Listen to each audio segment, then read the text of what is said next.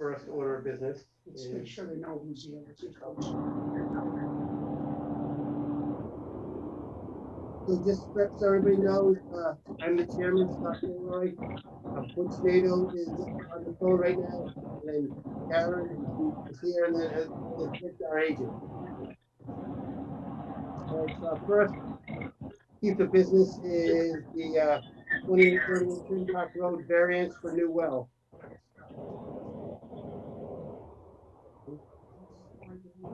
Is Mrs. Glyther on the phone?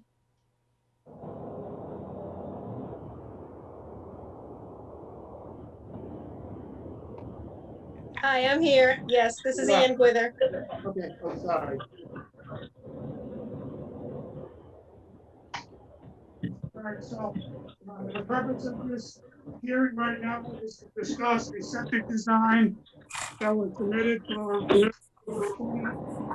2830 Finn Park.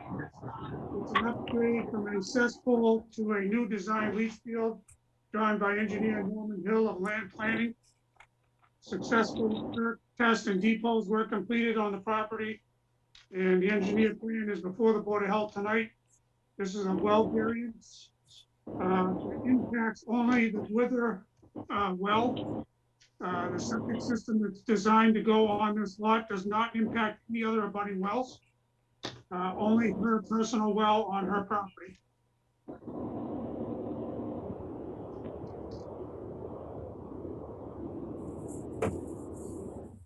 Does anybody have anything they want to say on this at this point? No, I concur with what was just said.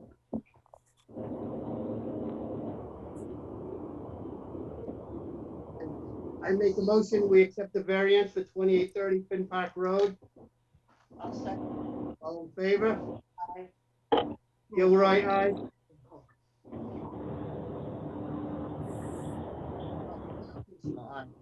Butch? Aye. Say Nato, aye. I said aye. Can you hear me? It's a bad reception on the phone. Yep, okay, let's say your last name, just so we have it. NATO. All right. All right, that is all taken care of. Thank you very much. I'll be signing the permit, Ms. Glyther. Sounds great. Thank you. Thank you.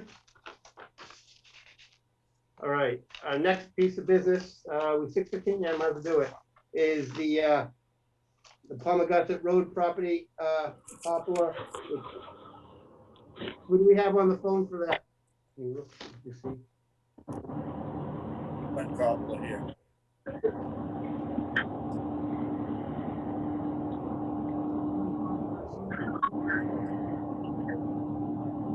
Perfect, all right. So, Oh, you know. So the reason for this discussion, Mr. Copper, is the Board of Health received a complaint about numerous tires being stored on your property. So we wanted to talk to you about that. We have not gone on your property. Look and see what you have on your property whatsoever. We'd like to talk to you first and see what you have to say about that. Well, we do have tires here. Some of them are scrap tires, others are still mounted and yes, considered usable. But there are some scrap tires. Okay, any idea, Mr. Coppola, how many we're talking about? I'm sorry, repeat that? Yeah, this is Richard Stevens, the health inspector. Any idea how many tires we're talking about that may be scrap and not usable? I'm gonna guess between 100 and 150. Okay, and what are your plans to dispose of those properly? Well, I occasionally, it's been a couple of years, but I usually call a tire place and they come up and take a load out. I'm probably due to take one out now. Okay, that would certainly be helpful. as far as the complaint goes, I'm sure they like to see any excess tires that are non-usable disposed of properly. Certainly the town and the Board of Health would like that as well. Like I said, I haven't met you and I haven't been out on your property. So right now it's your word telling us what you have and what your plans are. Okay, well, I don't know, I can, try showing you, the scrap tire pile right here.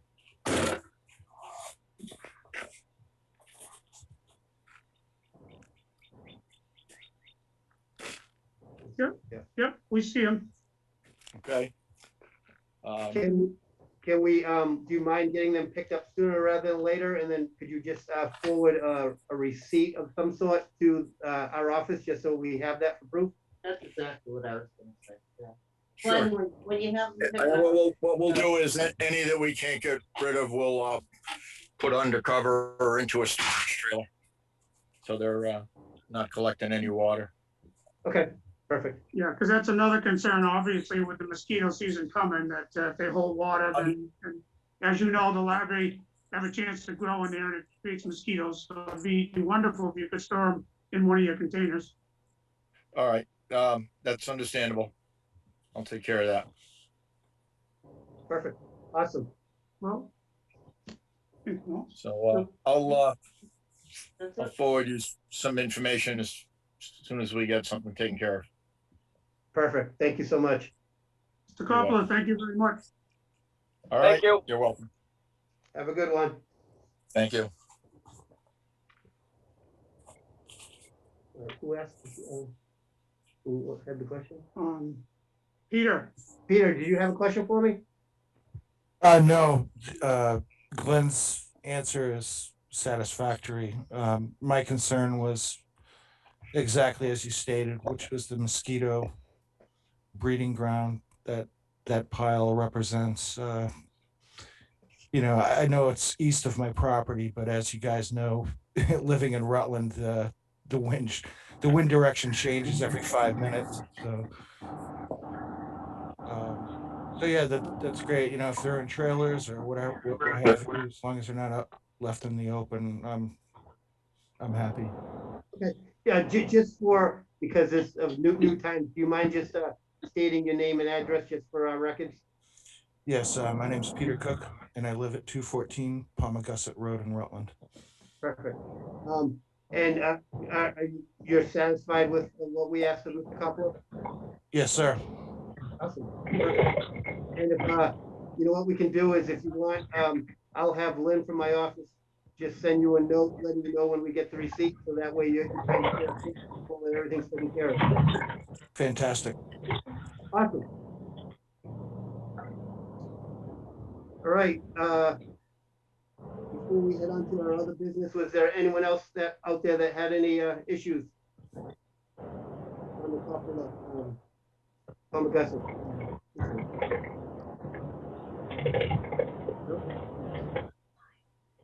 All right, so I make a motion that we accept the minutes of January 5th, 2021.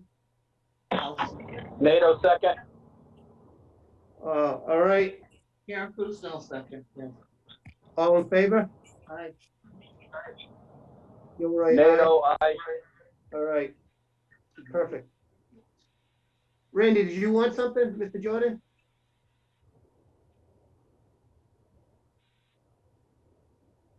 No, I guess it's not on.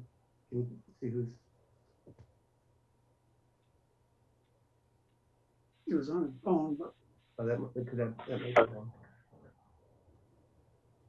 Mr. Jordan, are you still on?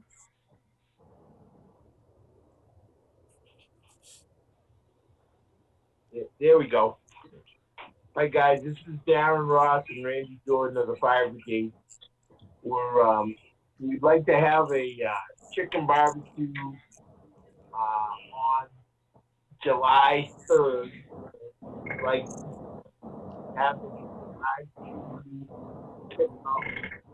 with the probably either Memorial Drive or in front of churches to drive to by the old fire station. So that we can pass about, of course, we'd be wearing masks and gloves, all the protection we have. We're hearing that we need a letter in writing, or a letter of guidance from the Board of Health, so that there's no issues.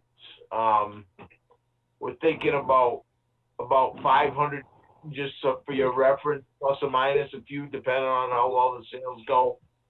We would put them out for pickup between 3 and 5 p.m. Have an orderly, have people stay in their cars. We wouldn't have them get out, and people would be paid, so they wouldn't be handing over cash or whatever like that. And we do it done, and we go on with ourselves. The chief had any guidance you would like a theory of? So pretty much everything you said is everything we were thinking of.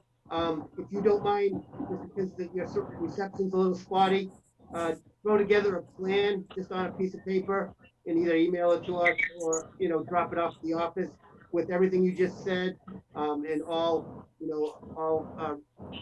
plans that you have as far as social distancing and protection and things like that. Just throw it on a piece of paper and get it to us, and then we can approve it. And then what we can also do, if or something like that we need. what was that again? Sorry. I'm sorry. Is there some sort of a permit or a letter of understanding from you gentlemen that we need, gentlemen and ladies, that we need from the Board of Health to do this these days? So when you submit the plan, if there's anything on there that we think you might need, kind of throwing it at us now, but it'll give us all time to think. Once you submit the plan, we'll get back to you, see if there's anything missing. If there's anything missing, we'll ask you to add it. If not, we'll just sign off on it, and then you'll have our signature signing off on it. Perfect. I'll get that together in the next couple of days and get it out to you guys. Cool. And then you'll just have to fill out for a regular temporary food permit like you would have done any other year.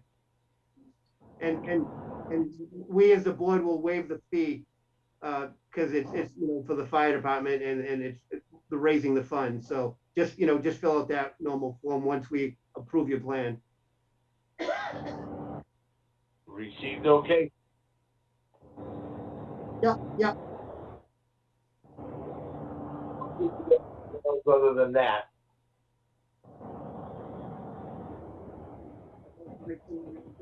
It's Okay. when I look at it. Yeah, so I make a motion that we accept the volunteer firefighters barbecue plan as long as we're okay with it when it comes through to us, and signing off on it and allowing them to do it. I'll second that. All right, all in favor? Aye. Gilroy? NATO, aye. All right. So yeah, just get us the plan, and then once we, kick it over, if we add anything, whatever, once the plan is finalized, we approve it, then you'll just need to get that temporary food license, you'll be good. Thank you, gentlemen. Have a good night. Have a good one. Thank you. We made it. Okay. So, the only order of business that's on there that I want to speak of is today the FDA just approved 12 to 15. So once we get back from DPH that 12 and 15-year-olds will be able to go on the website, the Prep Mob website, and get signed up by their parents. We will get them started to go, and then we're going to shoot for hopefully getting them the week of the 17th clinics. Yep. As usual. Are they slowing down? Yeah. Yeah. Slowing down.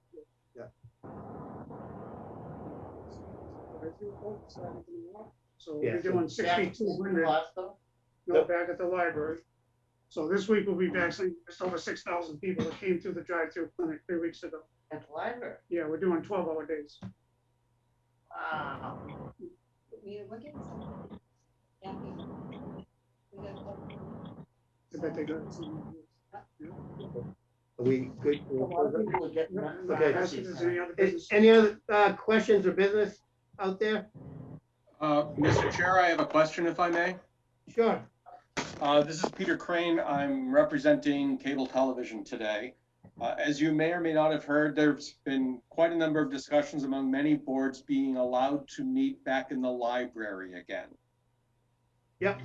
It has been said that, well, the select board approached me today and asked if they could be in person in the BOS room, in the room I actually happen to be in right now, on Wednesday, and if not, then for next Saturday. And if so, what are the rules for spacing, for masks, for whatever health concerns we need to have people in this room? So they would pretty much follow the guidelines, and the guidelines being, if everybody there is fully vaccinated, then actually being in a room, there was no need for masks, but for protection, I would say wear masks.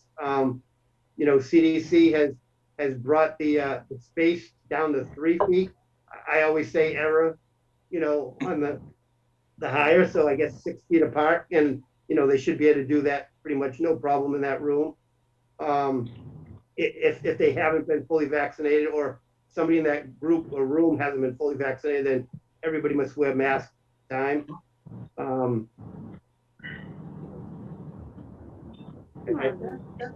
That's pretty much it, Okay. as far as that room is, as long as they have, I guess, with the library board of trustees thumbs up, then, we have no issue. All right, well, the library's already allowed at least one meeting in this room recently, Perfect. so. Yep. So it must be clear to go. Perfect. We're good. Yep, we have no issues. All right, I'll be the cop here and make sure that everybody's 6 feet apart and masks as required by your recommendation. I'll make sure that either everybody's vaccinated or everybody wears masks. Perfect. All right, thank you very much. I appreciate the time. Thank Thank you. Yeah, thanks, Peter. All right, I make a motion, and we close the meeting. Second. All right, all in favor? Aye. Kilroy, aye. NATO, I. Aye. Thank you all for joining us.